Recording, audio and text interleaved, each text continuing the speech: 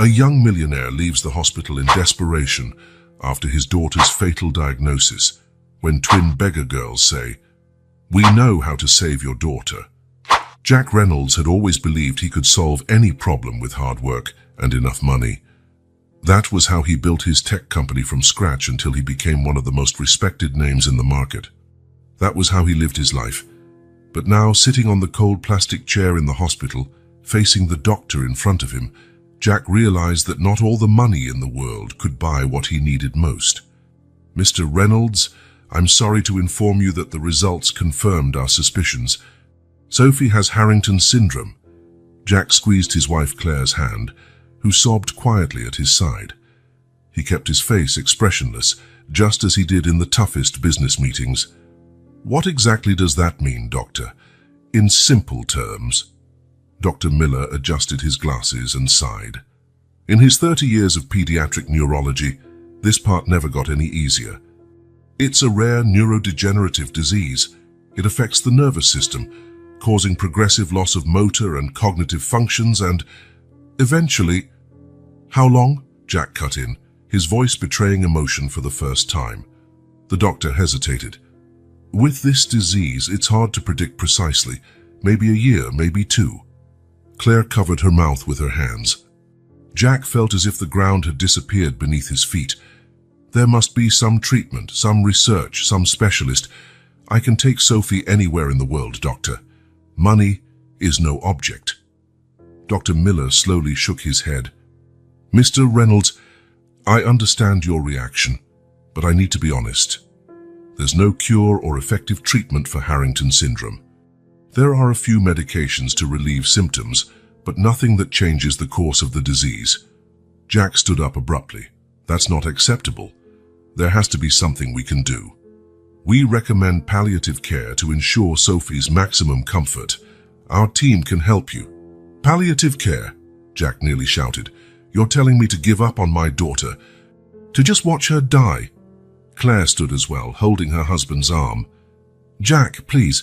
The doctor remained calm, accustomed to such reactions.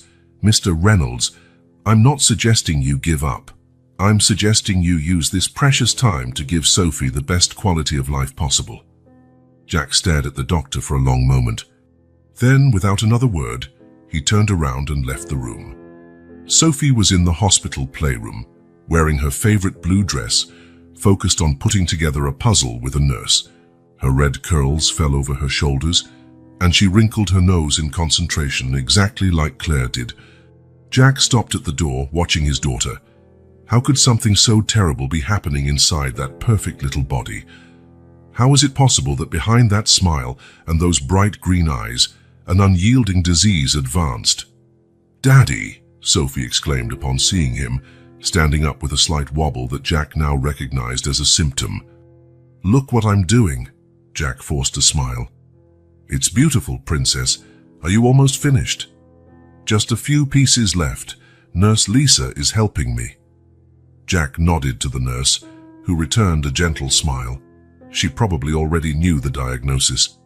"Sophie, Mommy and I need to take you home now, but I haven't finished my puzzle," she protested. "We can buy the same one for you to finish at home." Sophie considered the suggestion. "Can I take Mr. Boots?" she asked, showing the teddy bear that kept her company in the hospital. "Of course you can, Princess." Claire appeared at the door, her eyes red but her face composed. "Shall we, my love? Daddy will get the car while we pack your things." Jack thanked his wife silently with a glance. He wouldn't be able to keep up the facade much longer. And the drive home was silent. Sophie fell asleep in the back seat, hugging Mr. Boots. Claire stared out the window, lost in thought.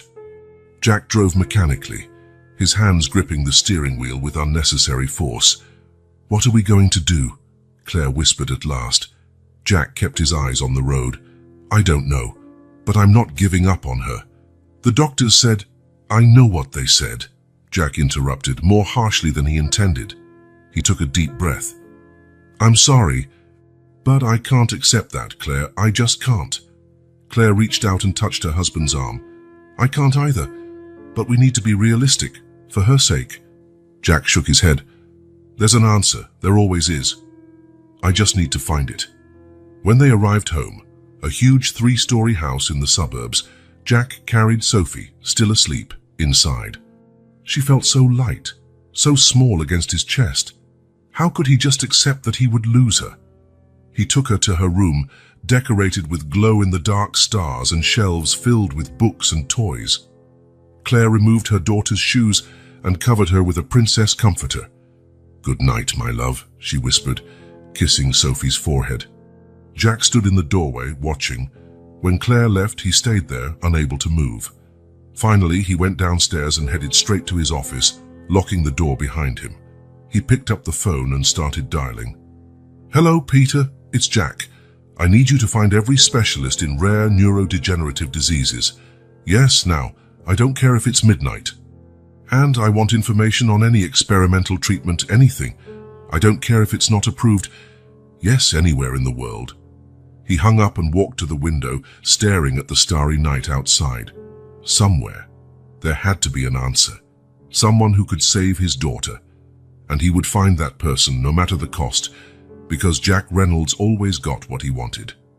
Always. Except this time, he was facing an enemy that couldn't be intimidated by money or power. An invisible enemy already rooted in Sophie's body. And for the first time in his life, Jack Reynolds felt real fear. 3 days had passed since the diagnosis, and Jack had barely slept.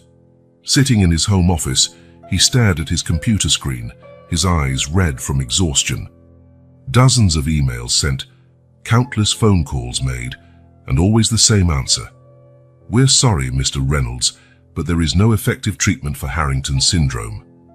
Claire walked into the office with a cup of coffee. "You need to rest," she said, placing the cup beside him.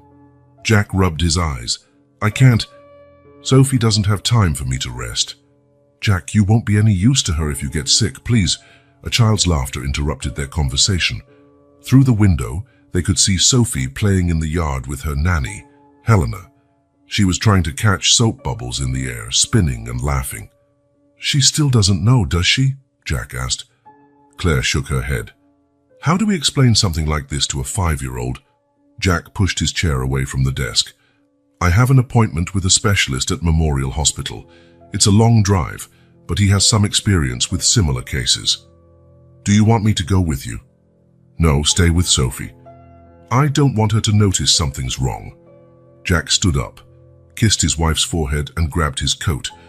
"Don't wait for me for dinner." Memorial Hospital was larger and more modern than the first hospital where Sophie had been diagnosed. Jack parked his car in the garage and walked to the main entrance, watching the constant movement of doctors, nurses and patients. The appointment with Dr. Ramsey was brief and discouraging. The specialist confirmed the diagnosis and, although he mentioned a slightly different palliative care protocol, the message was the same. There was no cure. Jack left the office feeling the weight of the world on his shoulders. In the elevator, a mother held a crying baby who wouldn't stop fussing. She looked exhausted, and Jack felt a silent connection with her, two parents facing battles they never imagined they would have to fight. Upon reaching the ground floor, Jack decided to leave through a side entrance to avoid the crowd at the main door. That was when he saw them for the first time. Two identical girls sat on a bench near the exit. Both had blonde hair in messy braids and wore worn but clean clothes. One held a small sign that read, "Please help. We need food." Jack would usually walk right by, maybe leaving some spare change, but something about these girls made him stop. Maybe it was the fact that they looked about the same age as Sophie, or maybe it was just emotional exhaustion breaking down his defenses. He approached and pulled out his wallet. "Are you alone?" "Where are your parents?" he asked, extending some bills. The girls looked at each other, as if deciding whether to answer. Finally, the one holding the sign spoke. "Our grandpa takes care of us, but he's sick today. Thank you, sir." She took the money with a small hand that Jack noticed had a slight tremor, an odd detail for such a young child. "Shouldn't you be in school?" The other girl replied this time. "We can't go all the time, and we have to help Grandpa." Jack felt a mix of pity and discomfort. They were clearly in a precarious situation. What are your names? I'm Emma, said the girl with the sign, and this is my sister Olivia. We're twins, Olivia added with a small smile. Jack nodded. Well, Emma and Olivia, you shouldn't be here alone. Can I call someone to help you get back home? Emma's eyes widened. No, please don't call anyone. We're fine. Grandpa's just resting today. Something in the child's reaction left him uneasy. Jack was about to insist when Emma asked, Do you have someone sick in your family? The question caught him off guard. Why do you ask? Because you look sad, Olivia answered, watching him with eyes unusually perceptive for a child. And people who leave this hospital are usually sad. Jack paused for a moment. Yes, my daughter is sick. What's her name? Emma asked. Sophie. She's 5, just like you. What does she have? Olivia continued. Jack didn't know why he was talking about this with 2 unknown children, but the words escaped before he could hold them back. It's a disease called Harrington syndrome. You've probably never heard of it. The twins looked at each other again, this time with an expression Jack couldn't decipher. Emma spoke. We had that too. Jack froze. What? Harrington syndrome, Olivia repeated, pronouncing the name carefully. We had it too. Grandpa cured us. Jack felt a chill run down his spine. Impossible. These children couldn't know about such a rare disease, let alone claim they'd had it. Look, I don't know who told you about this disease, but it's not something to joke about. It's very serious. We're not joking, Emma insisted. We had terrible leg pain. Sometimes we fell when we tried to run. And our hands shook, Olivia added, showing her own hand, which Jack again noticed had a subtle tremor. We couldn't hold our pencils in school, Emma went on. The other kids laughed at us. Jack felt his breathing quicken. These were Sophie's symptoms, ones that had yet to be publicly mentioned. How could these girls know? Who told you about this disease? Who is your grandpa? Our grandpa is Dr. Carter. He cured us and can cure your daughter too. Jack shook his head, incredulous. That doesn't make sense. If there were a cure, the doctors would know. The other doctors don't believe Grandpa, Olivia said, her small face suddenly serious. They kicked him out of the hospital. We can take you to him, Emma offered, getting up from the bench. He'll explain everything. Jack knew he should walk away. It was absurd to consider following 2 unknown children based on some fantastical story. And yet, what if there was a chance? No matter how small. Where does he live? Not far, Emma answered. We can show you. Jack hesitated. His rational mind told him this was madness. But the desperation of a father with a dying child spoke louder. All right, I'll drive you. But we'll call him first. Emma shook her head. We don't have a phone. It's better if we just go. Jack sighed, making his decision. Okay, let's go. Jack's car looked out of place in the narrow streets of the neighborhood, where the twins guided him. Old buildings with peeling facades lined both sides of the road. Some people watched curiously as his luxury car drove past. It's that house, Olivia pointed to a small brick townhouse at the end of the street. Jack parked and studied the house for a moment. It was well kept, despite its simplicity, with a few potted plants on the small porch. Grandpa, Emma shouted, jumping out as soon as Jack opened the door. We brought someone to see you. Jack followed the girls to the door, still questioning his own sanity for being there. The door opened before they could knock, revealing an older man with grey hair and a straight posture, wearing a simple shirt and neatly pressed pants. Emma, Olivia, I told you not to go out alone, he scolded, though his tone was more worried than angry. Then he noticed Jack. Who are you? My name is Jack Reynolds. Your granddaughters told me something about a disease my daughter has. The man frowned and stepped outside, partially closing the door behind him. Emma, Olivia, go inside. I need to speak with this gentleman alone. The girls obeyed reluctantly, casting glances over their shoulders as they entered. Mr. Reynolds, I don't know what my granddaughters told you, but I apologize if they bothered you. They mentioned Harrington syndrome, Jack said bluntly, said you cured them, and that your name is Dr. Carter. The man stiffened noticeably, his blue eyes studying Jack with intensity. Those girls have vivid imaginations. I ask that... Please, Jack interrupted. My daughter Sophie is 5 and was diagnosed with this disease. The doctor said she doesn't have much time. If there's even a tiny possibility... Carter kept his face neutral, but Jack saw a flicker of recognition in his eyes. Come inside, he said finally, opening the door. Let's talk. The inside of the house was modest but tidy. Books filled every available shelf, many about medicine and biology.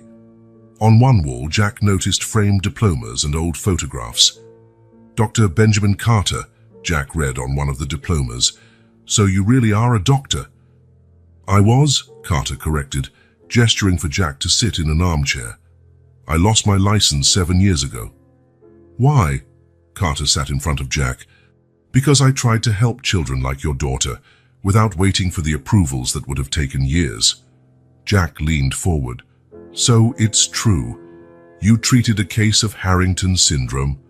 I did, Carter admitted. My granddaughters, specifically. Jack glanced toward the door where the twins had disappeared. How is that possible? Specialists say there's no cure. Those specialists are bound by what they learned and by what major pharmaceutical companies are willing to fund, Carter replied bitterly. Harrington syndrome is too rare to justify research investment. Fewer than 200 documented cases in the world. But you found something. Carter hesitated, as if deciding how much to reveal. I developed a treatment protocol based on combining existing medications in a new way, along with a compound I synthesized. The results were promising. Promising enough to cure your granddaughters, Jack pressed. Yes, Carter sighed. But when I tried to move forward with clinical trials, I was blocked. They questioned my methods, my ethics. They said I was giving false hope. In the end, I lost everything, my license, my lab, my future. Jack processed this information, his heart pounding. I don't understand. If you really discovered a cure, why didn't you fight harder? I did, Mr. Reynolds, for years, but without funding and credibility, I couldn't move forward. And then, he paused, his voice faltering slightly. My daughter passed away 2 years ago. Cancer. She was Emma and Olivia's single mother. I took them in, but without a job and limited resources, we're barely getting by. The door opened and the twins re-entered quietly, as if sensing it was safe to come back. Grandpa saved us, Emma said, moving closer to Carter. He can save your daughter too. Carter placed a hand on his granddaughter's shoulder. Emma, it's not that simple. Yes, it is, Olivia insisted. You still have the medicine in your lab downstairs. Jack looked at Carter in surprise. You still produce the treatment. Carter seemed uncomfortable, just enough to monitor the twins. Your daughter's case would require logistics, tests, adjustments. Money is no object, Jack said immediately. I can fund whatever's needed. It's not just about money, Mr. Reynolds. What I'm suggesting isn't approved. Technically, I'd be practicing medicine without a license if I treat your daughter. Jack stood, his mind made up. Doctor, Carter, I'm asking for your help as a father, not as a patient seeking a licensed doctor. If there's any chance to save Sophie, I need to try. Carter studied Jack for a long moment, then looked at the twins, who gazed back at him hopefully. I'd need to examine your daughter first, he said finally, to see what stage the disease is in, which symptoms have manifested. Jack felt such intense relief that his knees almost gave way. Thank you. Thank you, Dr. Carter. Don't thank me yet, Carter warned. I can't promise anything. Jack nodded, understanding the caution. He looked at the twins, now smiling, and felt a wave of gratitude for their approaching him on that hospital bench. Will Sophie be our friend? Emma asked, her voice full of hope. Jack smiled for the first time in days. I'm sure she will. As they arranged the details for the first meeting, Jack couldn't shake the feeling that there was something almost magical about how the twins had appeared in his life at the precise moment of his greatest despair. as if fate and or something beyond had intertwined their paths with an invisible thread. Jack was sitting in his office, the computer screen illuminating his tired face in the dim light of night. It had been a week since his encounter with Dr. Carter and the twins, a week of intense research, phone calls, and messages exchanged with the doctor's old colleagues. Still awake? Claire entered quietly, bringing a cup of tea. Jack glanced at the clock. 2:18 a.m. Finishing a few things. Claire placed the cup on the desk and looked at the screen. There were photos of a younger Benjamin Carter receiving a research award. In another tab, scientific articles bearing his name. "Is this about the doctor you mentioned?" she asked, gently massaging her husband's tense shoulders. Jack nodded. "Benjamin Carter. He was once one of the most respected neurologists in the country before he lost his license. And you believe he can help our daughter?" Jack hesitated. How could he explain it to Claire? How could he say he was considering putting their daughter's life in the hands of an unlicensed doctor, based on the testimony of two little girls? "I'm not sure," he admitted at last. "But I want to believe he has knowledge, Claire. Years of research on Harrington syndrome. But he lost his license for a reason, didn't he?" Jack turned his chair to face his wife. He tried an experimental treatment without all the necessary approvals. The results were promising, but the medical board punished him for not following protocol. "And the girls? Do you really believe they had the same disease?" Jack sighed. "I spoke with one of Carter's old colleagues today. He confirmed that Carter really had two patients with Harrington syndrome who showed significant improvement. Twin girls." Claire sat on the edge of the desk, her face pale in the computer's blue glow. "What else did you find out?" "He published 3 articles on the disease before losing his license. All were respected in the scientific community." Jack opened another file. "I found his academic history. Graduated with honors, got a PhD in neurology, led cutting-edge research on degenerative diseases. But he challenged the system. Tried to move too quickly with a treatment he believed was promising." Jack rubbed his tired eyes. "I found nothing to suggest he's a fraud, Claire. On the contrary, everything points to him being a brilliant doctor who believed too strongly in his research." Claire touched her husband's arm. "Sophie had another fall today." Jack tensed. "You didn't tell me. I didn't want to worry you more. She was just going up the stairs and her legs simply gave out." "Did she get hurt?" "Not too badly. A small bruise on her knee." Claire fought back tears. "But she got scared, Jack, and confused. She doesn't understand why her body won't obey her anymore." Jack closed his eyes for a moment, feeling the weight of the decision he had to make. "The doctors at the hospital called again," Claire continued. "They want to start a new palliative treatment protocol next week." "Palliative," Jack repeated bitterly. "Always back to that. Maybe we should accept what, Claire? That our daughter will die?" Jack rose abruptly. "That we should just keep her comfortable during her last months?" Claire wiped away a tear. "That's not fair to me, Jack. I'm suffering too." Jack immediately regretted his outburst. He hugged his wife tightly. "I'm sorry. I know you are.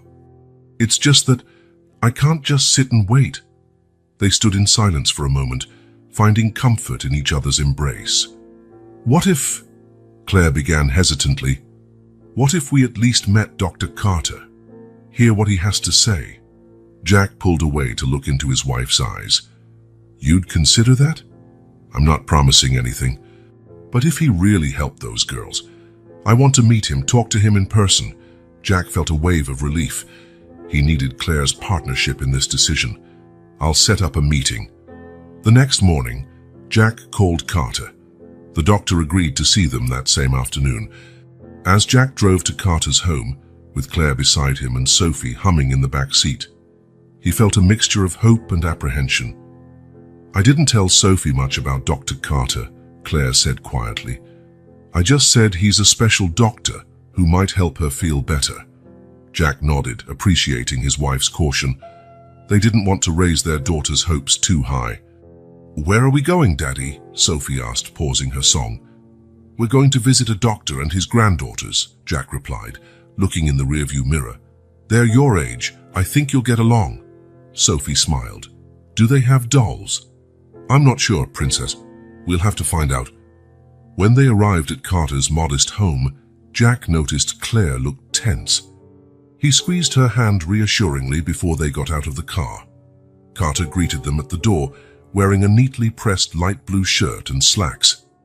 He looked more like a retired college professor than a disgraced doctor desperate for patients. "Mr. and Mrs. Reynolds, thank you for coming." He knelt down to Sophie's level. "And you must be Sophie.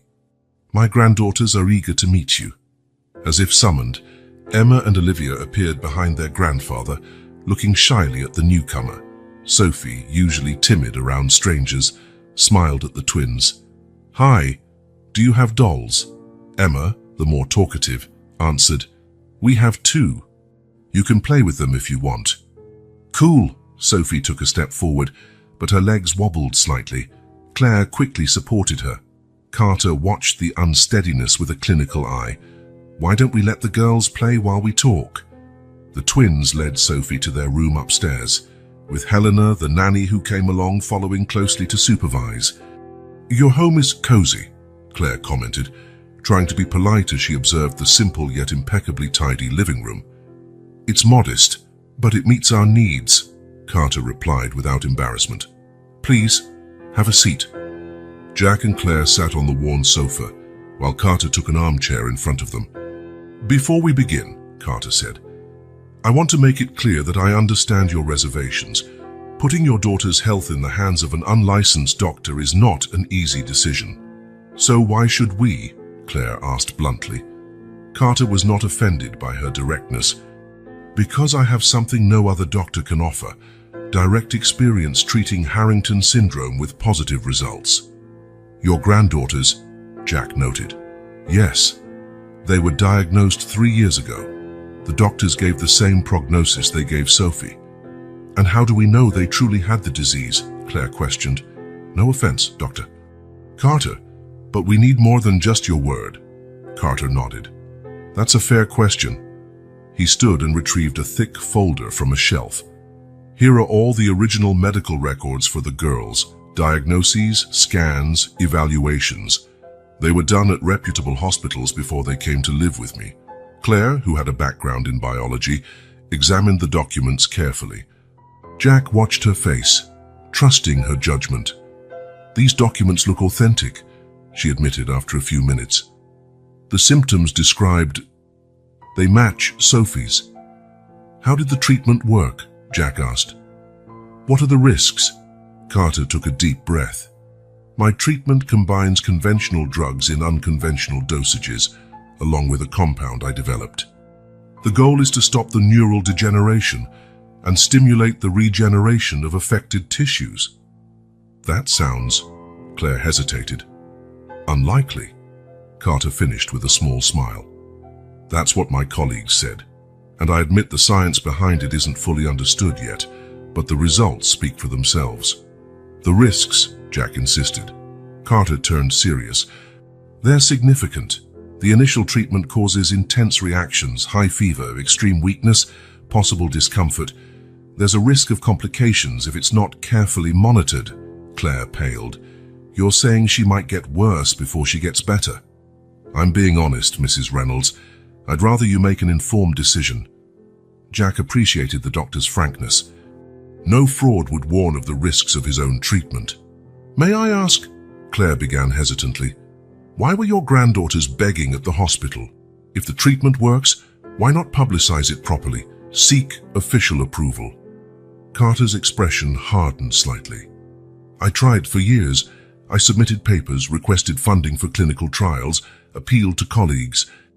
I was ignored, ridiculed, and finally stripped of my license."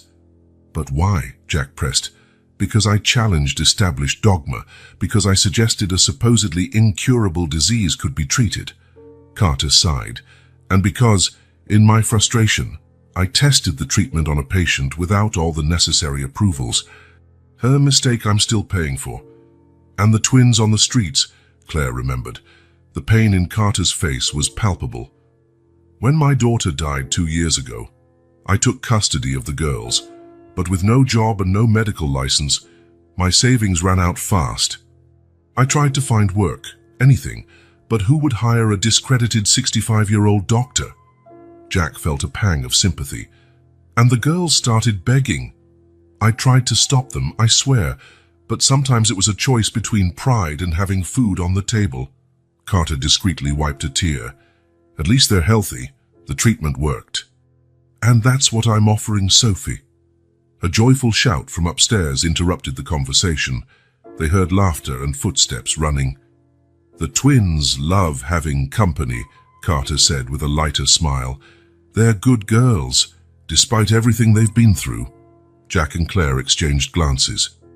Jack could see the inner conflict in his wife's eyes, caution battling the desperate need for hope.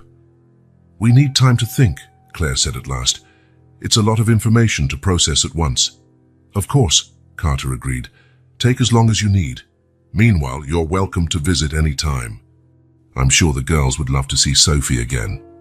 Over the next 2 weeks, Jack and Claire visited Carter's house several times. Sophie had grown fond of the twins, looking forward to each visit. The three of them played for hours, with the twins patiently helping Sophie whenever she had trouble moving. During these visits, Carter tirelessly answered Claire's questions about the treatment, showing her his basement lab and explaining each aspect of the proposed therapy. Jack, in turn, continued his investigation. He met with 3 of Carter's former colleagues, including one who had witnessed the treatment on the twins. Opinions varied, but no one questioned Carter's scientific integrity. Meanwhile, Sophie's condition visibly worsened. Her tremors had intensified, and she needed help even for simple tasks like holding a glass of water. Her once constant smile appeared less often. The doctors called again, Claire said one evening after putting Sophie to bed. They want to start palliative treatment on Monday. Jack looked out the window of the guest room where they were staying temporarily. The decision weighed on him more than ever. What do you think, Claire? Honestly. Claire sat on the edge of the bed, her hands fidgeting in her lap. I think Carter genuinely believes in what he's doing. His explanations make scientific sense, and even if they're unorthodox. But I'm scared, Jack. What if it doesn't work? What if we cause her more suffering in her final months? Jack sat beside his wife. And what if it does work? What if, like the twins, she can have a normal life? Claire rested her head on his shoulder. How do we make a decision like this? Maybe we should ask Sophie. Claire lifted her head, surprised. She's 5, Jack. I know, but it's her life. Maybe, in some way, she can guide us. The next morning, they talked to Sophie over breakfast. Without mentioning the seriousness of the disease or the scary details, they asked if she would like to try a special medicine from Dr. Carter that might help her feel better but would make her feel worse at first. Sophie bit her toast, thinking, like the bad-tasting syrup that makes me stop coughing? Something like that, Jack agreed. But stronger and for longer. Sophie looked at her parents. Did the twins take that medicine? Yes, Claire answered. They were sick like you before. Sophie was quiet for a moment, her face serious. And now they can run and jump. I want to take it too. Jack felt a lump in his throat. The simplicity of a child's logic was devastating in its clarity. Are you sure, Princess? He asked. It might be tough at first. Sophie nodded with determination. I want to play like Emma and Olivia, without falling. Jack and Claire exchanged glances. Amid all their doubts and research, the most important person in this equation had just made the decision. For 2 days later, they were back at Carter's house. This time with suitcases. They had decided that if they were going to proceed with the treatment, they needed to be there full time. Carter had prepared a room for Sophie and one for Jack and Claire. The doctor seemed surprised but grateful for the trust they were placing in him. Are you absolutely sure? He asked one last time before starting treatment. Once we begin, it'll be difficult to stop without risks. Jack looked at Claire, who held Sophie's hand. We're sure, he replied. Carter prepared the first injection of the treatment, while kindly explaining to Sophie what would happen. The twins were there, holding the girl's other hand. "Will it hurt?" Sophie asked softly. Emma answered, "A little bit, but we'll stay with you." "And then you'll be able to run with us," Olivia added. As the needle pierced Sophie's arm, Jack felt as though his own heart was being pierced. He had staked his daughter's life on this decision. If he was wrong. The first 3 days were a nightmare. Sophie, settled in an improvised room on the upper floor of Carter's house, alternated between high fevers and violent chills. Her small body rejected the treatment with a ferocity that frightened Jack and Claire. "Is this normal?" Jack asked for the 20th time, placing another cold compress on his daughter's forehead. Carter checked the IV drip. "It's the expected response. The treatment triggers an intense inflammatory reaction before it starts reversing the neurological damage." Claire, who had barely left Sophie's bedside, looked at the doctor with accusing eyes. "You said there would be reactions, but this—" She gestured at her daughter, trembling under the blankets. "It looks like it's killing her." "I know how it seems," Carter replied calmly, "but we have to trust the process. The twins went through this too. It was just as hard." As if summoned by mention, Emma and Olivia appeared at the door, holding colorful drawings. "We made these for Sophie," Emma said timidly, "for when she wakes up." Claire forced a smile. "Thank you, sweeties. I'm sure she'll love them." The girls approached the bed, watching Sophie with expressions too serious for their age. "It hurts a lot," Olivia said, her soft voice breaking the silence of the room. "But then it gets better." "You remember what it was like?" Jack asked, surprised that children so young could recall complex medical treatment. Emma nodded. "I cried a lot. Grandpa stayed up all night with me." "And he sang to us," Olivia added with a small smile. "Even though he's a bad singer." Carter cleared his throat, visibly embarrassed. "They have selective memories." For the first time in days, Jack felt a genuine smile form on his lips. There was something deeply reassuring in hearing these children speak about their experience. It wasn't just the word of a doctor, it was living proof the treatment could work. On the 4th night, Jack woke with a start. He'd fallen asleep in the chair beside Sophie's bed. Claire was lying uncomfortably on the small sofa in the room. Their daughter's fever had reached dangerous levels hours earlier, and Carter had administered additional medication to control it. Jack checked Sophie's temperature and felt immense relief to find it lower. He touched his daughter's face gently. Her eyes opened, clearer and more lucid than they had been for days. "Daddy," she whispered. "I'm thirsty." Jack felt tears in his eyes as he helped Sophie drink water. "How are you feeling, Princess?" "Tired, but it doesn't hurt as much." Claire woke at their voices and rushed to her daughter's side. "Sophie, my love." Carter, who seemingly never slept, appeared minutes later to examine the girl. His face showed cautious satisfaction. "The worst phase seems to be passing," he announced. "Her vital signs are stabilizing." "Does that mean it's working?" Claire asked, barely daring to believe. "It's a good sign, but we still have a long way to go." On the 5th day, Sophie's fever finally subsided completely. Her eyes, once clouded by pain, began to clear. She managed to eat some soup and even smiled when the twins showed her their drawings. "It looks like we're entering the 2nd phase," Carter commented, checking Sophie's reflexes. "Her acute symptoms are fading." Claire, exhausted after sleepless nights, held her daughter's hand. "Does this mean it's working?" "It's a good sign," Carter replied cautiously. "But we still have a long road ahead." Jack observed the doctor with growing respect. Throughout these days, Carter had worked tirelessly, adjusting dosages, monitoring vitals, explaining every step of the process.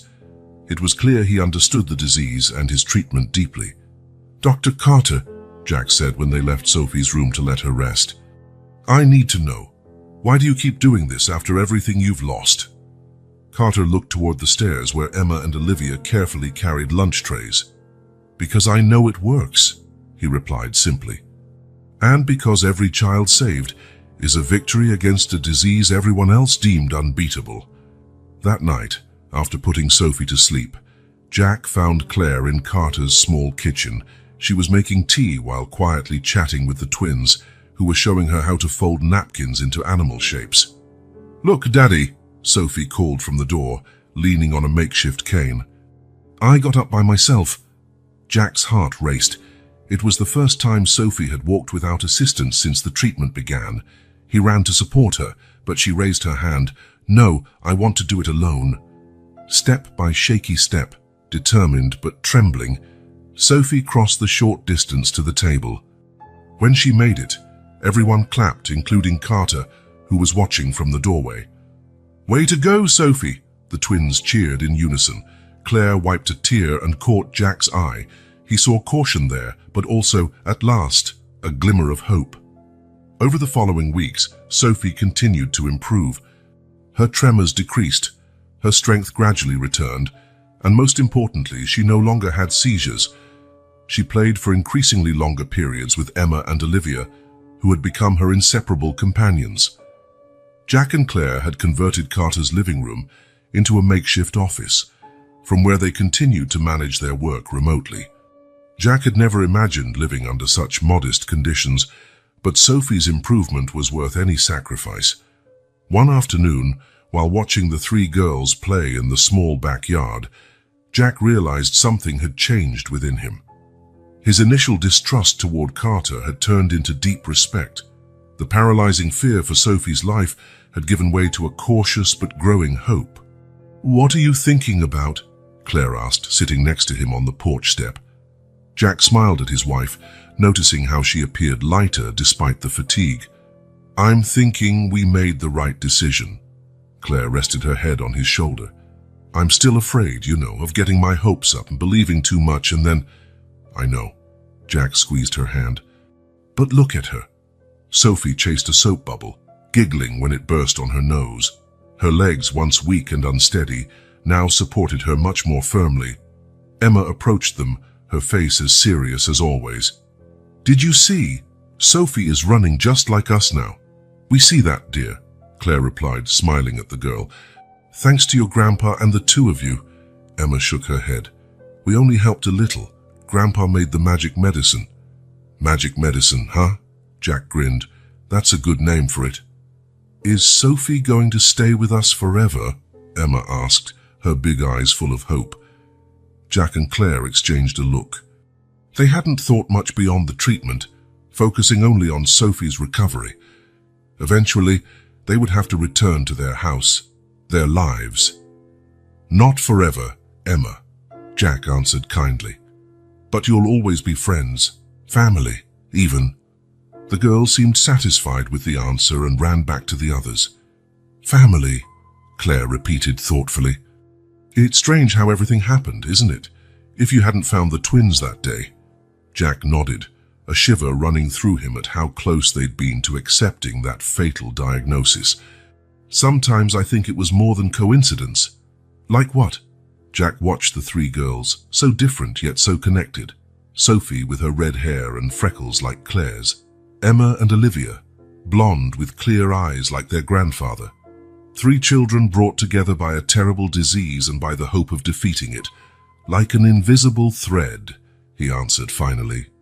"Something that tied us together when we needed it most." Claire smiled, and for the first time in weeks, Jack saw not just hope in her eyes, but true happiness. "Whatever it was," she said, "I'm grateful for it." In the distance, the sun began to set, casting golden rays over the small yard where three girls danced in circles, their laughter echoing like the sweetest music. Jack observed how Sophie now moved with greater confidence, her steps almost as steady as the twins. There was still a long road ahead, he knew that. The treatment would need to continue for months before they could be sure of its lasting effectiveness. There would be difficult days, maybe setbacks. But for the first time since the devastating diagnosis, Jack allowed himself to fully believe his daughter would have a future. In his pocket was Dr. Miller's card, the neurologist who had initially diagnosed Sophie. Jack had promised himself that when he had enough evidence of Sophie's recovery, he would contact the doctor, not for revenge or to prove he was right, but so other children could have the same chance. Because the real miracle wasn't just Sophie's recovery, as extraordinary as it was, but the knowledge that Harrington syndrome wasn't unbeatable. And that knowledge, like the invisible thread that had bound their lives to Carter's and the twins, deserved to be shared with the world. Sophie slept peacefully in the guest room at Carter's house. Her serene face no longer showed the signs of suffering from the previous weeks. Jack watched her from the doorway for a moment, amazed by her recovery. The tremors had almost disappeared, and she could walk, even run, with the twins for short periods. Confident that his daughter was safe, Jack grabbed his coat and car keys. It was time to learn the whole truth about Benjamin Carter. "Are you sure you want to do this alone?" Claire asked, adjusting his collar. "Yes. I think I'll get more information if it's just me." Jack kissed his wife's forehead. "Stay with Sophie. I'll be back before dinner." Reynolds University Hospital was 2 hours away. It was an imposing concrete and glass building, very different from the cozy atmosphere of Carter's home. Jack parked and checked his phone to confirm the name and floor of the man he'd come to meet. Dr. Howard Mitchell, director of the neurology department, had worked with Carter for over a decade. He agreed to meet Jack after several insistent phone calls. The receptionist led Jack to a conference room on the 5th floor. Mitchell was already waiting, a stocky man with graying hair and a cautious expression. "Mr. Reynolds," he greeted formally. "I must say I was surprised by your interest in Benjamin Carter." Jack shook his offered hand. "Thank you for seeing me, Dr. Mitchell. As I explained over the phone, I'm investigating Dr. Carter's work." Mitchell pointed to a chair. "Please, I hope you understand there are certain limits to what I can discuss." Jack nodded. "I'm not asking you to violate any confidences. I just want to understand what really happened." Mitchell studied Jack for a moment, as if deciding how much to reveal. "Is your interest purely academic?" "No," Jack answered honestly. "It's personal. My daughter Sophie has Harrington syndrome." Mitchell's expression softened. "I'm very sorry. It's a terrible condition. And Dr. Carter is treating her." Mitchell stiffened. "Mr. Reynolds, I have to warn you that Benjamin Carter no longer has a medical license. If he's practicing medicine—" "I'm fully aware of the situation," Jack interrupted. "I just want to know if he lost his license because he was incompetent or dangerous, or for other reasons." Mitchell sighed, leaning back in his chair. "Benjamin was always brilliant, maybe too brilliant for his own good." "What does that mean?" "It means he saw solutions where others only saw dead ends. Harrington syndrome was his obsession. When the twins were admitted—" Mitchell paused, realizing he might have said too much. "We're talking about Emma and Olivia," Jack confirmed. "I know they're his granddaughters and we're patients here." Mitchell looked relieved he didn't have to hide that fact. "Yes, it was a tragic case. Benjamin had already lost his oldest son to the same disease years earlier. When the twins were diagnosed, he intensified his research and developed a treatment. He developed an experimental approach. Yes. Initial lab results were promising, but he needed approval for clinical trials, which he didn't get." Mitchell ran a hand through his graying hair. "The ethics committee deemed the risks too high. The approval process would have taken years, which the girls didn't have. So he went ahead without approval," Jack concluded. "Exactly. He started treating the twins in secret, using the hospital facilities after hours." Mitchell shook his head. "When we found out, the treatment was already in progress." "And it worked?" Mitchell hesitated. "The girls showed significant improvement, yes.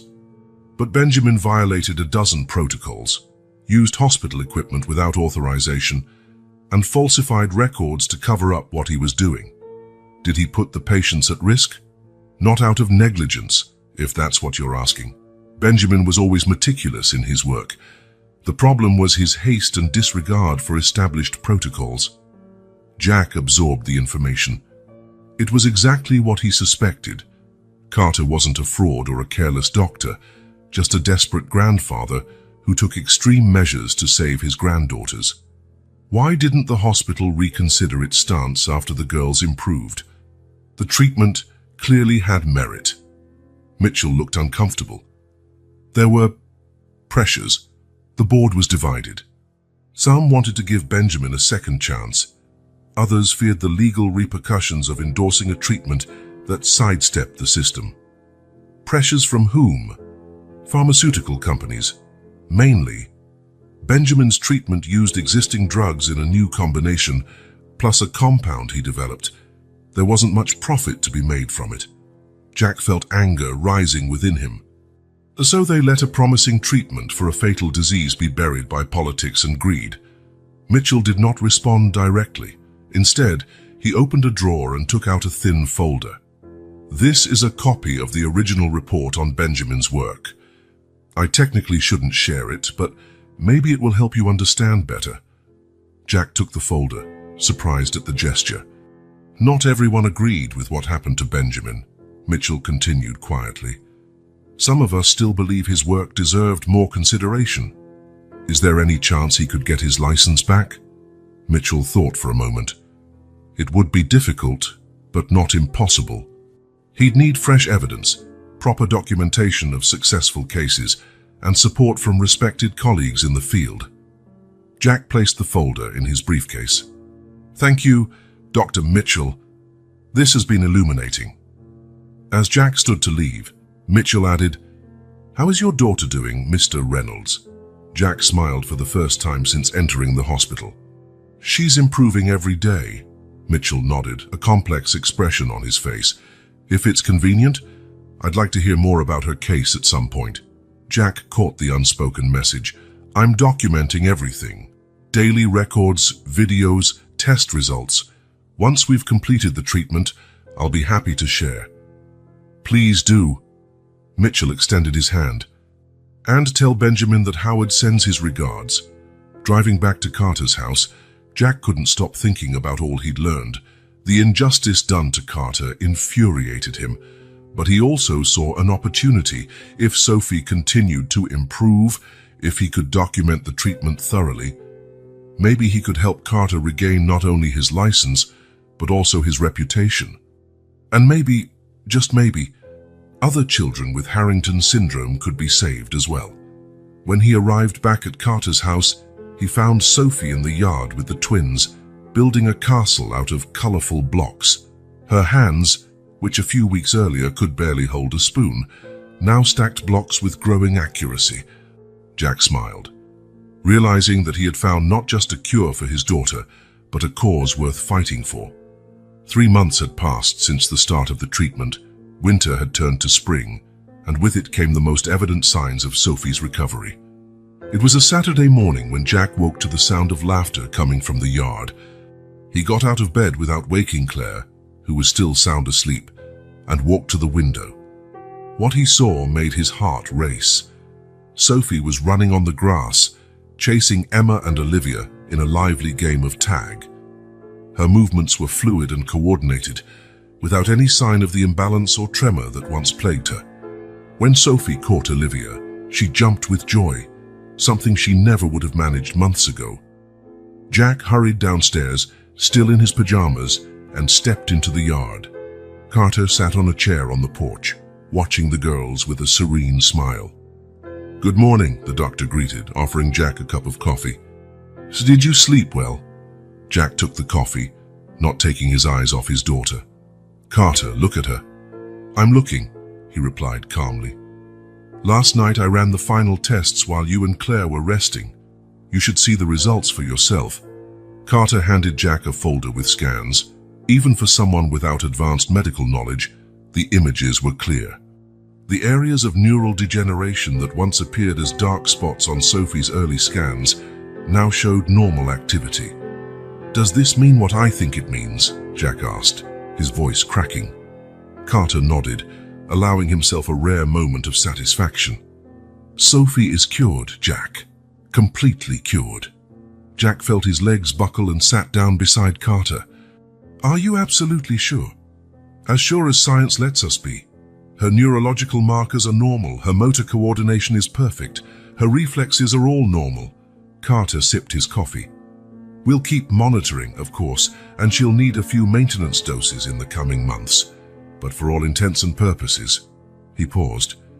Your daughter has beaten Harrington syndrome. Daddy, Sophie called out upon noticing him on the porch. Look what I can do. Jack watched in awe as Sophie did a somersault on the grass, something she hadn't been able to do even before the disease. That's amazing, Princess, he replied, struggling against tears. Sophie ran up to him, her red curls bouncing, her cheeks flushed with health. Emma's teaching me how to do a cartwheel too. Wanna see? Later, honey. Finish playing. Sophie kissed her father's cheek and ran back to her friends. Jack noticed how the three girls interacted, finishing each other's sentences, sometimes communicating with just a glance, as though they had a secret language only they understood. They've become inseparable, Carter remarked, watching the children. I've never seen Emma and Olivia so happy. Nor Sophie, Jack agreed. It's like they've been sisters their whole lives. At that moment, Claire appeared at the door, still looking sleepy. What did I miss? Jack stood and embraced his wife, whispering in her ear, We've got our daughter back, Claire, completely. Claire looked at Sophie playing, then at Carter, who confirmed with a nod. Tears started streaming down her face. Thank you, she said simply, sitting next to Carter and holding his hand. There aren't enough words, but thank you. That night, after the girls were asleep, the adults gathered in the living room. Jack poured wine for the three of them, a rare treat in Carter's modest home. A toast, he proposed, raising his glass. To Sophie's cure. To Sophie's cure, Carter and Claire repeated. After a few moments of comfortable silence, Jack set his glass on the table. I've been thinking, Carter. What happens now? Well, as I mentioned, Sophie will need some maintenance doses, but in a few months...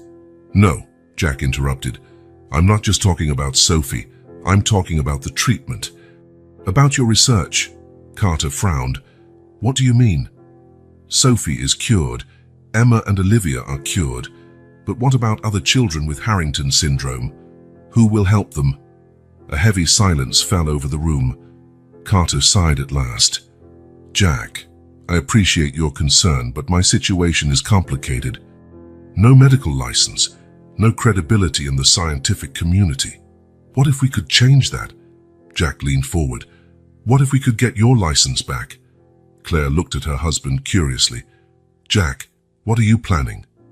I talked to Howard Mitchell at the hospital. Carter raised his eyebrows in surprise. Howard? I haven't spoken to him in years. He never fully agreed with your dismissal, Jack explained, and he was intrigued when I mentioned Sophie's recovery. Jack stood and went to his briefcase, removing a thick file. I've documented everything, every exam, every improvement, every milestone in Sophie's recovery. I have videos, medical reports, a detailed journal. Carter took the file, flipping through it with amazement. This is incredibly thorough. Mitchell said you'd need solid evidence to request your case be reviewed. I'm giving you that evidence. Carter closed the file, visibly moved. Jack, I don't know what to say. Say you'll fight for this, Jack insisted. Not just for yourself, but for all the children with this disease who deserve a chance, Claire joined in. Jack's right, Dr. Carter. What you did for Sophie, other families deserve that same hope. Carter looked at the file in his hands, decades of work and sacrifice culminating in this moment. You realize it'll be an uphill battle, right? The medical system doesn't admit mistakes easily, Jack smiled. If I've learned anything in the past few months, it's that the hardest battles are the ones most worth fighting. From upstairs came the sound of giggles. The girls should have been asleep, but they were clearly having one of their secret pajama parties. Carter smiled at the sound of his granddaughter's happiness. All of this started because I wanted to save Emma and Olivia. I never imagined we'd get here. And it's not over, Jack said firmly. In some ways, it's just beginning. That night, while Jack watched Sophie sleeping peacefully between Emma and Olivia in the twins' room, he realized his journey had shifted. It had begun as a desperate quest for his daughter's survival. but it had become something larger. It wasn't enough that Sophie was saved. Other children deserved the same chance, and Jack had the resources and determination to make it happen. Helping Carter restore his credibility was just the first step. The three girls slept embraced like true sisters. Sophie, fully cured, dreamed of a future full of possibilities once denied her. Emma and Olivia, who had once been just two children begging at a hospital door, were now part of a larger family. The invisible thread that had linked their destinies had grown stronger than anyone could have imagined. The Reynolds mansion felt strangely empty to Jack, despite its impressive size and the presence of the household staff. After months in Carter's modest home, the wide hallways and spacious rooms felt excessive, almost alien. "Sophie, don't run on the stairs," Claire called, watching their daughter hurry up to her newly remodeled bedroom. "Sorry, Mommy," Sophie shouted, but kept her fast pace. Ever since her recovery, she seemed determined to do everything she couldn't before, as though trying to make up for lost time. Jack smiled, watching from the door of his office. They had been home for only a week, returning to their normal lives, except nothing felt normal anymore, in the best possible way. "She has so much energy," Claire said, walking over to her husband. "Sometimes I catch myself waiting for her to stumble or have a seizure, and then I remember it's all over." Jack hugged his wife. "It's over, for good." Claire rested her head on his chest. "I miss the twins. Sophie asks about them all the time." "I know. We'll visit them this weekend, as promised." Jack glanced at his office, where a stack of files and documents occupied his desk. He had started assembling information about Carter's case as soon as they got back, dedicating every spare moment to the project. "You're really going through with this, aren't you?" Claire asked, noticing his expression. "I have to." "We owe it to Carter," Claire kissed her husband's cheek. "And to all the other children with Harrington syndrome, count me in to help however I can." Jack smiled gratefully and returned to his desk. His phone rang. It was his assistant at the company. "Mr. Reynolds, Attorney Anderson is on the line. He says he has information about Dr. Carter's case." "Put him through," Jack replied, sitting down. Anderson was one of the best medical malpractice lawyers in the country, and Jack had hired him to delve into the legal aspects of Carter's situation. "Jack, I have news," Anderson began without preamble. "I got access to Carter's full legal case. It's not pretty. Tell me." The medical board went well beyond simply revoking his license. They practically crucified him publicly, ensuring no reputable institution would accept him again. There was a coordinated campaign. Jack frowned. "Why? What did Carter do to justify all that?" "That's the interesting part," Anderson explained. "The records show he followed his experimental protocol relatively safely. Yes, he lacked all the necessary approvals, but he took precautions. There was no severe negligence." "So why the extreme reaction?" Jack heard the sound of pages turning on the other side of the line. "There's one name that appears repeatedly, Dr. Lawrence Keller. He was the department head at the time and led the campaign against Carter." Jack wrote down the name. "I'll look into him. Anything else?" "Yes, I managed to contact 3 former board members who were present at Carter's hearing. 2 agreed to speak with you confidentially." Jack felt a surge of hope. "That's excellent, Anderson. Schedule those meetings as soon as possible." After hanging up, Jack leaned back in his chair, thoughtful. The name Lawrence Keller sounded vaguely familiar. A quick online search revealed why. Keller was now the CEO of a major pharmaceutical company, Neurova Pharmaceuticals. Jack jotted down the information, feeling that he had found an important piece of the puzzle. Astkaksen. In the following weeks, Jack dedicated himself fully to his mission. While maintaining his responsibilities at the tech company he founded, he spent every spare moment building the case for Carter's rehabilitation. He met with the former medical board members Anderson had mentioned. The first, Dr. Patricia Welch, now retired, was very direct. "It was a witch hunt," she said, pouring tea in her cozy living room. "Carter bothered some very powerful people." "How so?" Jack asked. His treatment for Harrington syndrome relied mainly on existing medications, just used in a new way. There was no lucrative patent to exploit. She took a sip of tea. Neurova was investing millions in an experimental drug for the same disease at the time.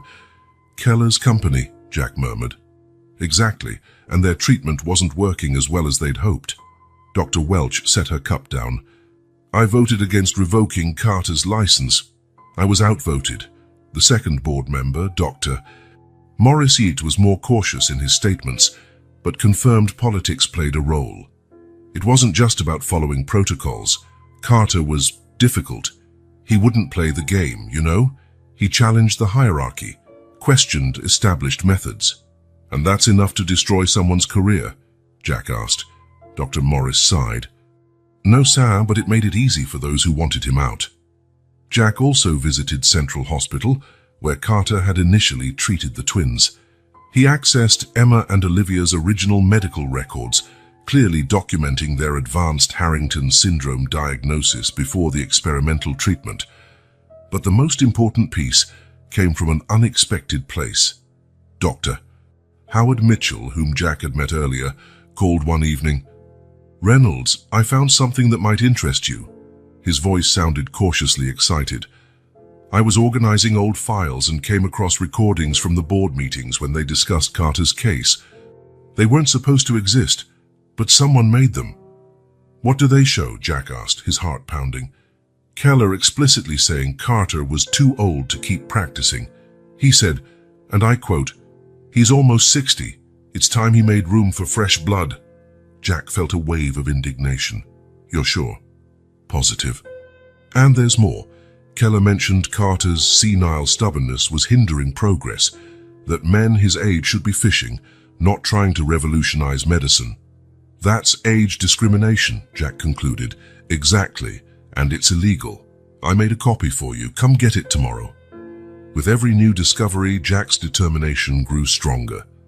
The case was no longer just about Carter.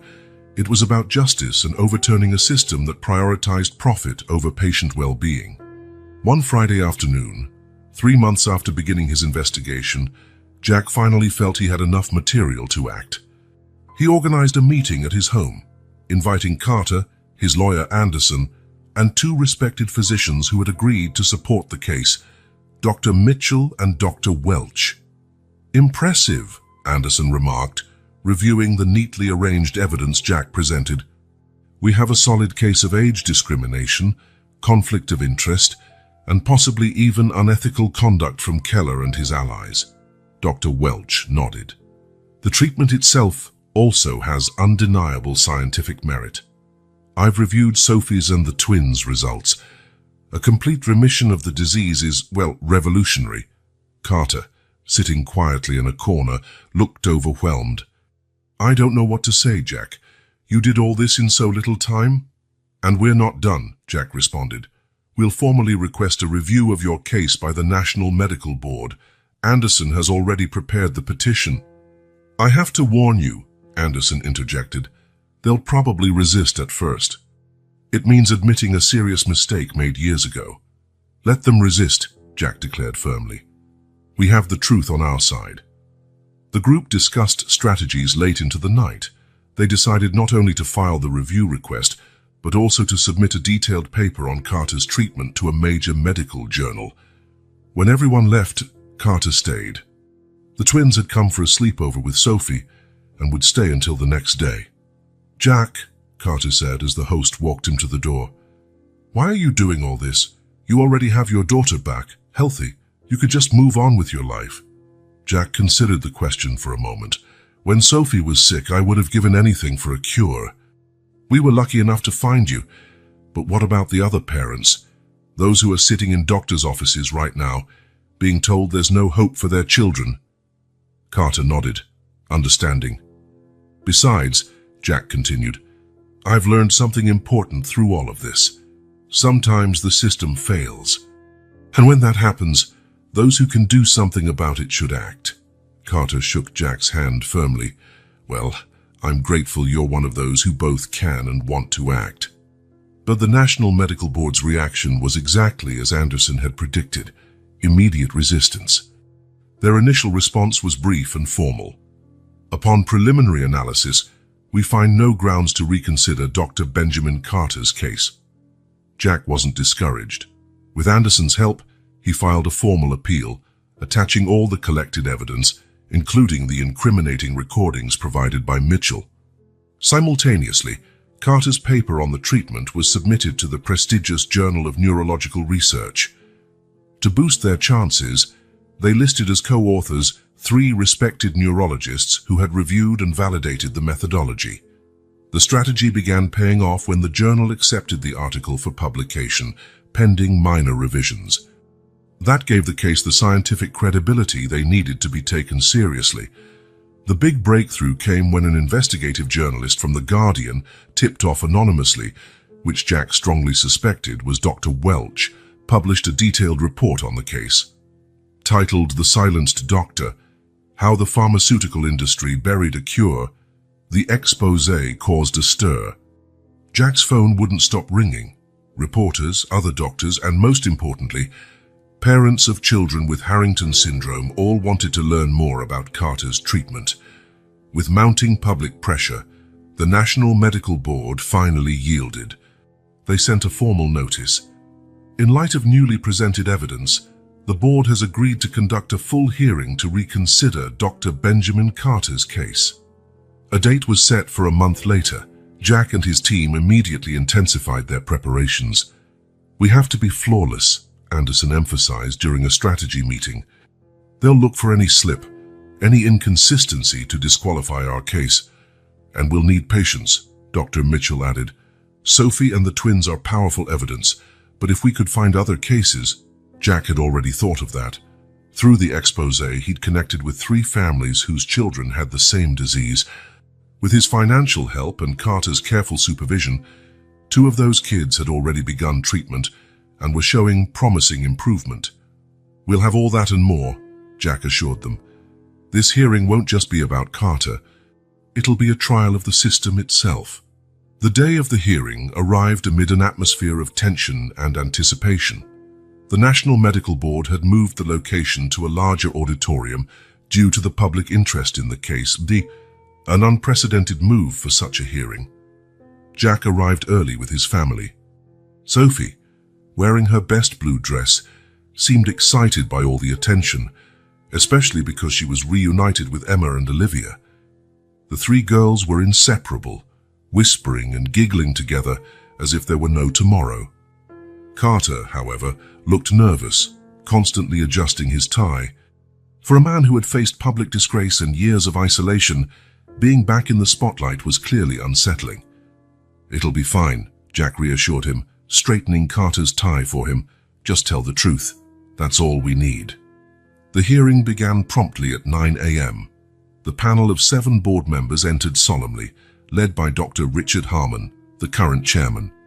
Jack noticed that Lawrence Keller was not among them, a small triumph, since they'd managed to force his recusal due to obvious conflict of interest.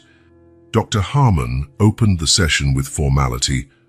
"We are gathered to reconsider the case of Dr. Benjamin Carter, whose medical license was revoked 7 years ago for violations of experimental protocol. The defense may begin." Anderson rose confidently. "Thank you, Dr. Harmon. I'd like to start by emphasizing that we're not just here to question an administrative decision from the past. We're here because a grave injustice was committed, one that may have cost lives." He then laid out the case methodically, starting with a review of the original facts, moving through the new evidence of age discrimination and conflict of interest, and ending with the results of Carter's treatment. "And now," Anderson said, nearing the end of his presentation, "I'd like to call our first witness, Mr. Jack Reynolds." Jack walked to the designated seat, took the oath, and began sharing Sophie's story. He spoke of the devastation of the initial diagnosis, of his refusal to accept that there was no hope, and of the fateful encounter with Emma and Olivia. "When I met Dr. Carter, I found a dedicated, meticulous, and brilliant man," Jack stated. "Not a fraud or a negligent physician, as he was portrayed. I found a scientist who was punished not for endangering patients, but for challenging the status quo. Dr. Harmon interrupted.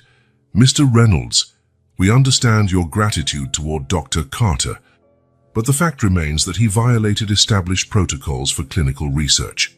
With all due respect, Dr. Harmon, Jack replied calmly, those protocols exist to protect patients. But when those same protocols condemn patients to death by delaying potentially life-saving treatments, who's really violating the Hippocratic Oath? A murmur ran through the auditorium. Jack continued, furthermore, we've discovered evidence that the case against Dr. Carter was motivated by prejudice over his age and by financial conflicts of interest. Jack signaled to Anderson, who played the incriminating recordings. The clear voice of Lawrence Keller filled the room. Carter is almost 60. It's time for fresh blood. Men his age should be fishing, not trying to revolutionize medicine. A stunned silence followed. Dr. Harmon looked visibly disturbed. Is that authentic? He finally asked. Absolutely, Dr. Mitchell confirmed, stepping forward. I personally recovered those recordings from the hospital archives. The testimonies continued throughout the day. Claire spoke emotionally about Sophie's transformation. Doctors testified to the scientific validity of Carter's treatment. Former colleagues vouched for his professional rigor. After lunch, the moment many awaited arrived, the children's testimonies. By decision of the board, only one question was allowed for each child, to minimize stress. Sophie went first. Sitting on a specially prepared chair, she smiled confidently at everyone. Sophie, Dr. Welch asked gently, having been assigned this role, can you tell us how you feel now after Dr. Carter's treatment? Sophie thought for a moment. Before, my arms and legs wouldn't work right. I fell a lot and couldn't play. It was like my body didn't listen to me. She smiled again. Now I can run, jump, and even do somersaults. Dr. Carter fixed me. Emma and Olivia were equally eloquent in their childlike simplicity, describing how they couldn't attend school before, but now went regularly and got good grades. Finally, it was Carter's turn to testify. At 65, he carried himself with a serene dignity as he walked to the stand. Dr. Carter, Harmon began, do you understand why your license was originally revoked? Yes, Carter replied calmly. I went forward with an experimental treatment without completing all the required approval protocols. Technically, I broke the rules. And would you do it again? Carter paused before answering. If my granddaughters were dying from a disease I knew I could treat, yes, I would. But, he added, I've learned there are better ways. If I'm given a second chance, I promise to work within the system to improve it, not undermine it. The sincerity in his voice was palpable. Even the most skeptical board members looked moved. Closing arguments were brief. Anderson summarized the defense's case, emphasizing not only the injustice against Carter, but also the potential of the treatment to save lives. The board retired to deliberate, announcing that the decision could take days. To everyone's surprise, they returned after only 2 hours. Dr. Harmon looked solemn as he resumed his seat. This case has forced us to confront difficult questions about our procedures and values as a medical institution. The evidence of age discrimination is particularly troubling and will be investigated separately. He paused, looking directly at Carter. Regarding the case at hand, the board has determined unanimously that there is sufficient grounds to fully re-evaluate Dr. Benjamin Carter's medical license. As this re-evaluation proceeds, we are granting a provisional license that allows Dr. Carter to continue his work under proper supervision. The auditorium erupted in applause. Jack gripped Carter's shoulder, who appeared stunned by the outcome. This isn't a total victory yet, Anderson cautioned quietly, but it's a very significant first step. For Jack, however, it was victory enough for now. He looked at Sophie, happily playing with the twins in a corner of the auditorium, completely oblivious to the moment's importance. The real triumph was there. A healthy child who, months ago, had been given a death sentence, and now other children would have the same chance. In the week following the hearing, life at the Reynolds home began finding a new rhythm. Jack had cut back his hours at the company to devote himself to Carter's case, working alongside Anderson to ensure the full review would permanently restore Carter's license. Carter, now allowed to practice under supervision, had formally started treating other children with Harrington syndrome whom Jack had found. His eyes shone with renewed energy and purpose. Jack was in his office reviewing documents when Claire walked in wearing a curious expression. "Jack, have you seen this?" she asked, handing him a medical journal. "It just arrived in the mail." It was the Journal of Neurological Research with Carter's article on the cover, a revolutionary approach to the treatment of Harrington syndrome. Jack smiled, flipping through the pages until he found the article. "Carter's going to be thrilled." "There's more," Claire said, handing him an envelope. "It came with a journal." Jack opened the envelope and read the official letterhead. His smile widened. "It's from Reynolds University Hospital. They're offering Carter a senior research position with full funding to continue his work on Harrington syndrome." "That's wonderful," Claire exclaimed. "When will you tell him?" "Today," Jack replied, carefully putting the letter away. "We're all having dinner together, remember? Carter's bringing the twins." That evening, as he watched Carter patiently explain a board game to the three girls, Jack felt a profound sense of satisfaction. The decision to fight for Carter's reputation had been only the beginning of a bigger journey. The invisible thread linking their lives continued to grow stronger, now extending to embrace other families, other doctors, a whole community seeking a new path in medicine, one that valued truth and patience above all else.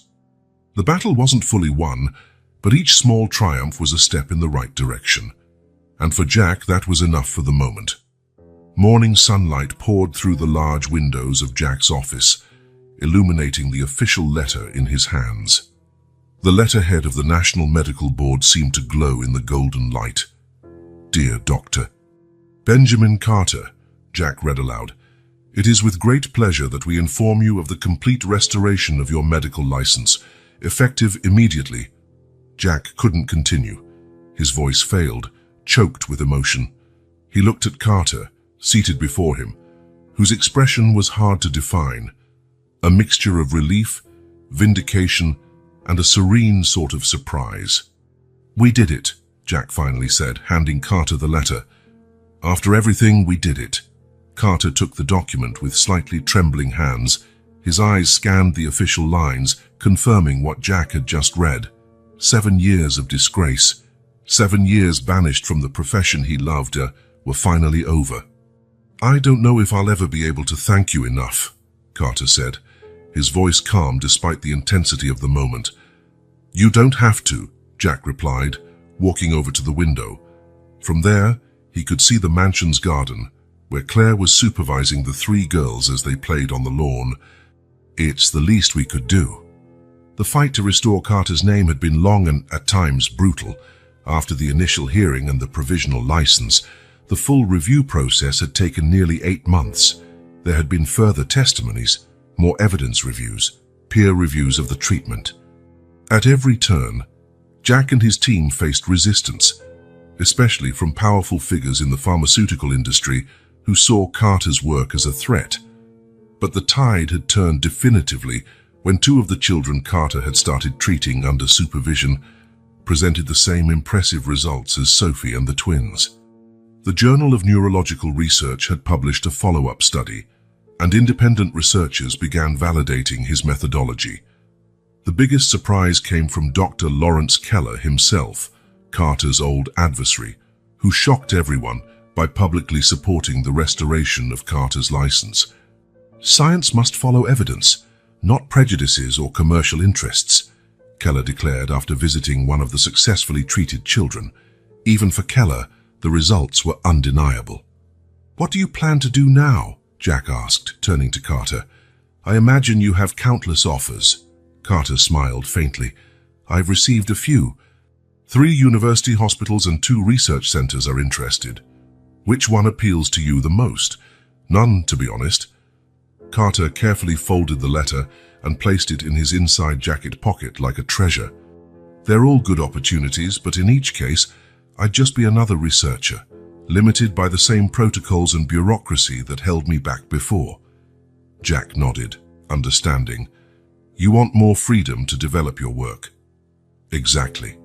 Harrington syndrome was just the beginning. I believe the same approach, Jace, with modifications, could be applied to other neurodegenerative diseases. Jack smiled, as though anticipating that answer. He went to his desk and picked up a blue folder he had prepared in advance. I have a proposal for you, Carter. He handed the folder to the doctor, who opened it curiously. As he read the documents inside, his eyes widened in surprise. Jack, this is extraordinary. It's feasible, Jack corrected, and necessary. Inside the folder were architectural plans, budgets, and a complete business plan for a new research center dedicated to rare neurodegenerative diseases. The pages outlined state-of-the-art labs, hospital wings for experimental treatments, and accommodations for families traveling from afar. The Carter Institute for Rare Neurological Diseases. Carter read the proposed name out loud. Jack, this would cost millions. 22 million to be exact, Jack replied without hesitation. I already have 10 million set aside as an initial investment. We have potential investors for the rest. The journal article brought not just scientific recognition, it also got the attention of philanthropic donors. Carter flipped through the pages, still absorbing the magnitude of the proposal. You really think we can do this? Not only do I think so, I've already started.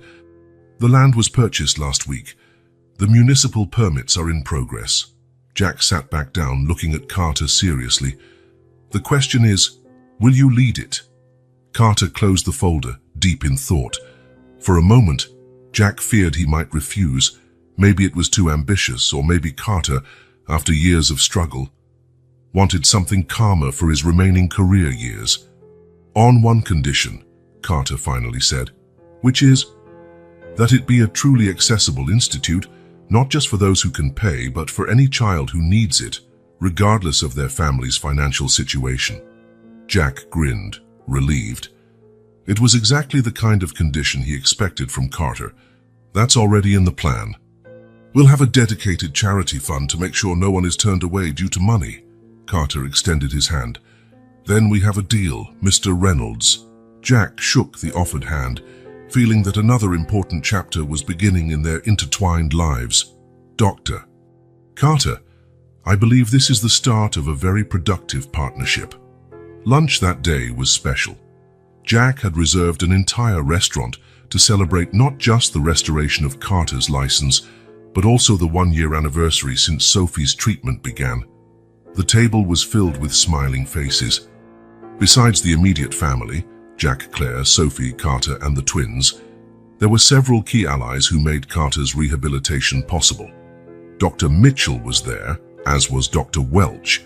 Attorney Anderson had brought his family, and two of the other children Carter had begun treating were in attendance with their parents, all showing clear signs of recovery. I'd like to propose a toast, Jack said, rising and lifting his glass. To Dr. Benjamin Carter, whose persistence, knowledge, and compassion saved my daughter and are now changing the lives of many other children. To Dr. Carter, everyone exclaimed in unison. Carter, visibly moved, also stood. Thank you all, but I can't take all the credit. Without Jack's unwavering determination, I'd still be in my makeshift lab, unable to help anyone beyond my granddaughters. He raised his glass. To Jack Reynolds, who fought the system for his daughter's sake and, in the process, changed my world. As the toasts continued, Jack noticed how the three girls were absorbed in their own conversation at the corner of the table. Sophie, now 6, gestured animatedly while telling some school story. Emma and Olivia, always attentive, laughed at the right moments, occasionally adding their own comments. It was remarkable, Jack thought, how they had become inseparable. Even though they went to different schools, the twins still lived with Carter in his modest neighborhood, while Sophie attended a private school near the Reynolds mansion.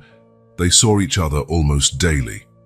Weekends alternated between Carter's house and the mansion, with the three acting as though they had been sisters since birth.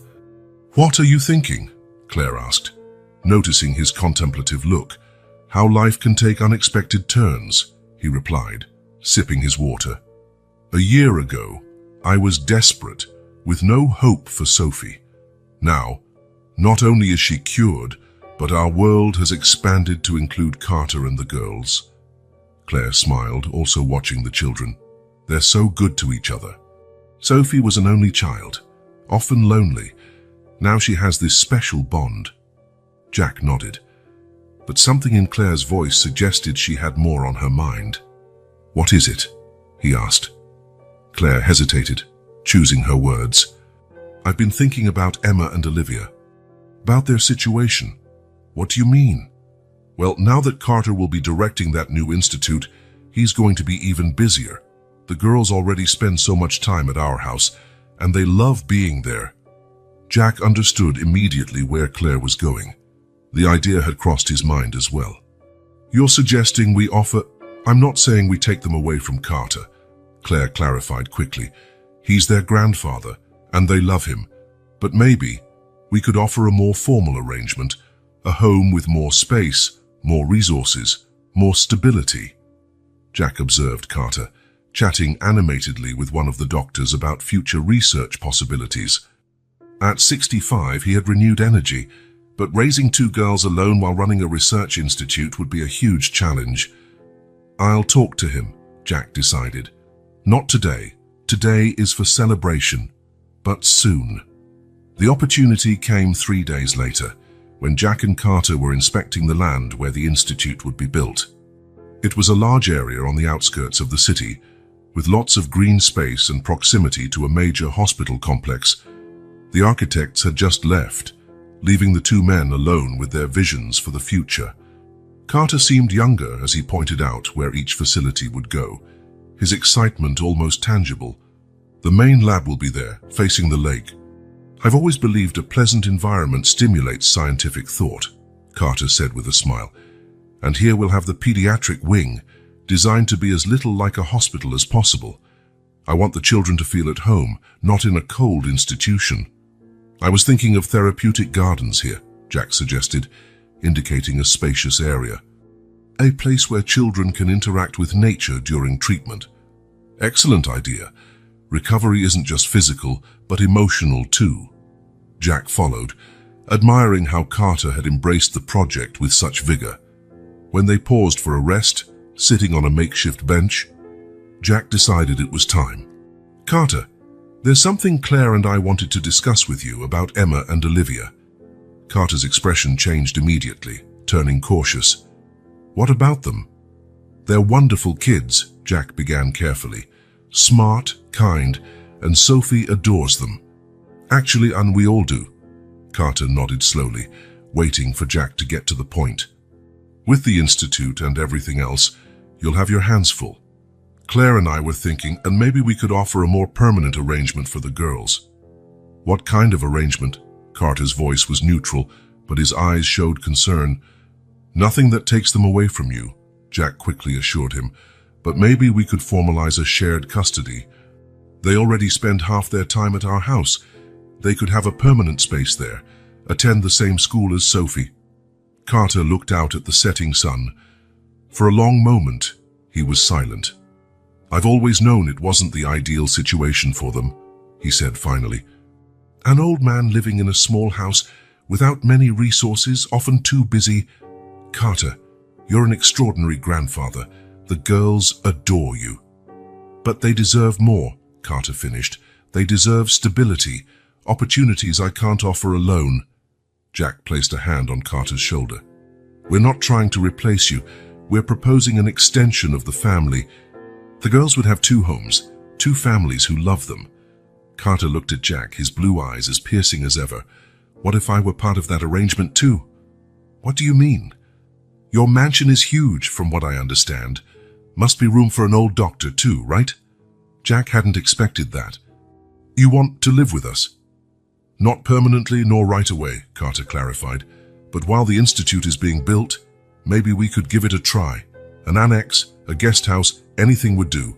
It would allow me to be close to the girls while I work on the project. Jack felt a smile forming. I think we just expanded our definition of family. The transition was surprisingly smooth. Carter's old house was sold, and the proceeds set aside for the twins' future. At the Reynolds property, a small cottage that once served as a guest house was renovated for Carter, giving him privacy when needed, but enough proximity to be involved in his granddaughters' lives. Emma and Olivia quickly adapted to their new school and loved their spacious rooms in the main mansion. For the girls, it was like gaining not just a sister in Sophie, but new parents in Jack and Claire. The shared custody papers were signed without fuss in a small private ceremony at the lawyer's office. Carter retained his rights as grandfather and legal guardian, but Jack and Claire became co-guardians, responsible for the girls' education and well-being.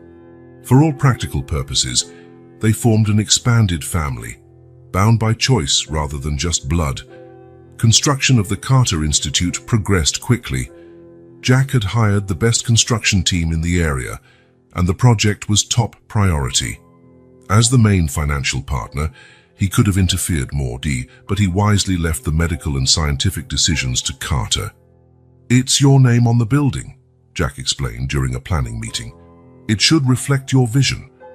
Carter used that freedom to create something truly innovative. In addition to the research labs and treatment facilities, he insisted on large family areas, including accommodations for those who came from afar. "Treatment doesn't work in isolation," he would say. "Healing is more effective when the child is surrounded by love and support." 6 months after the move, the Carter Institute was nearly complete. The main structure was up, the labs were being equipped, and the first staffing decisions had been made. More importantly, the first group of patients, 5 children with Harrington syndrome at various stages, had been selected. The week before the official opening, Jack found Carter working late in his temporary office in the cottage. "Shouldn't you be resting?" Jack asked, bringing 2 cups of coffee.